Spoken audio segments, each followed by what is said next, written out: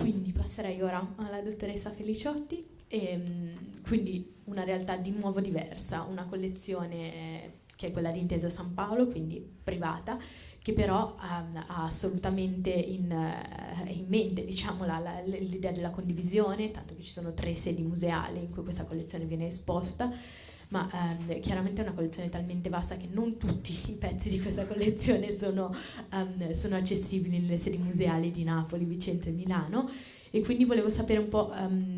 come viene organizzata, che tipo di misura avete a livello di visibilità per queste opere che sono in magazzino, appunto se vengono a rotazione esposte, e anche quali sono le relazioni che avete a livello di prestiti con istituzioni museali.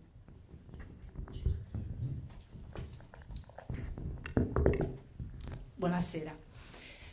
Mi collego proprio a tutti gli interventi di chi mi ha preceduto per dire che è volontà di Intesa San Paolo da più di un decennio ormai cercare di scardinare quell'idea del collezionismo bancario come collezionismo chiuso nelle stanze delle sedi delle banche e nei caveau.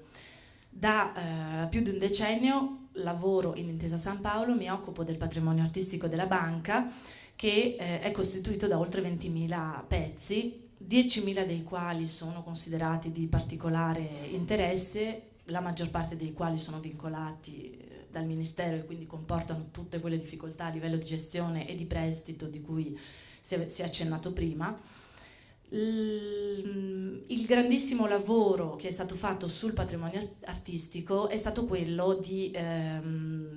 facilitarne la conoscenza attraverso lo studio. Prima di tutto abbiamo dovuto inventariare, catalogare,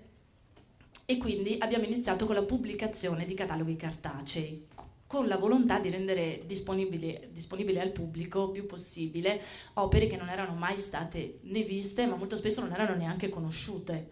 Abbiamo pubblicato cataloghi, abbiamo iniziato a prestare opere per mostre temporanee. Naturalmente quelle prestate erano sempre le più conosciute, quelle che erano state pubblicate, quelle che erano le più, diciamo, famose, dai boccioni alle icone russe, alle ceramiche più famose, ma anche solo della collezione di ceramiche, che consta di 500 pezzi, ne venivano richieste fino a qualche anno fa 1 o 2, che sono sempre le stesse e sempre molto spesso anche dalle stesse istituzioni che le avevano presentate nel passato. Ci siamo quindi resi conto che c'era bisogno di comunicare meglio, e l'abbiamo iniziato a fare attraverso la pubblicazione di cataloghi cartacei e attraverso la pubblicazione nel sito internet della banca. Già questo ha facilitato molto la pubblica fruizione, diciamo anche se virtuale, del patrimonio artistico, ma la cosa che forse ha aiutato di più naturalmente è stata l'apertura delle sedi museali. Nel 1999 è stata aperta la sede di Vicenza, che ospita le icone russe, la collezione di ceramiche attiche e magno-greche, la collezione di opere del Settecento. Nel 2007 è stata aperta la sede di Napoli, che ospita il Caravaggio e anche tutta la pittura napoletana dal 600 all'800, e naturalmente nel 2011-2012 è stata aperta la sede di Milano, che ospita le collezioni dell'Ottocento di Intesa San Paolo e di Fondazione Cariplo e la collezione del Novecento. A questo punto il problema è moltissime opere che ora sono esposte nei musei iniziano ad essere richieste in prestito, ma anche qui è nato un problema nuovo, e cioè quello di dire: abbiamo aperto la sede museale, le abbiamo rese fruibili al pubblico e ora molto spesso le togliamo dalla sede museale per prestarla a mostre temporanee, perché più le opere vengono conosciute, più gli studiosi le vedono, i curatori le conoscono e le vogliono inserire nei percorsi museali. Quindi un primo problema che ci troviamo ad affrontare è quello di decidere quando prestare un'opera, se prestarla e per quanto tempo, con che cadenza concedere in prestito le opere, anche per la tutela conservativa delle stesse naturalmente. E invece l'altro problema è quello di dire siamo riusciti a musealizzare gran parte del patrimonio artistico, ma ancora tantissime opere sono chiuse nei depositi.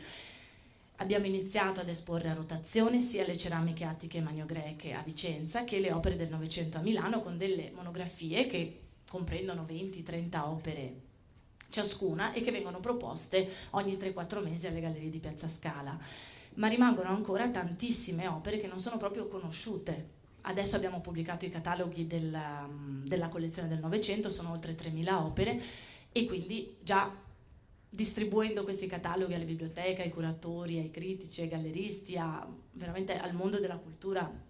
e degli studi, ci siamo già resi conto che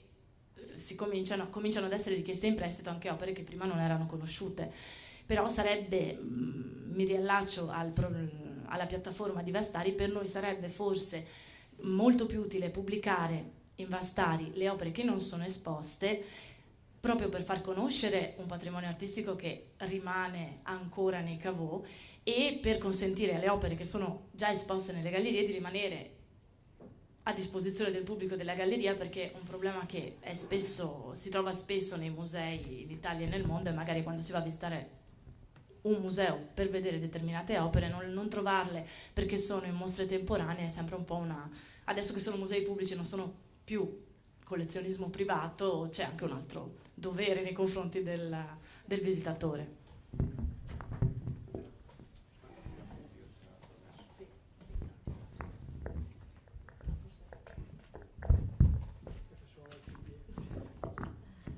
Grazie mille della risposta, ed è direi una fortuna quella di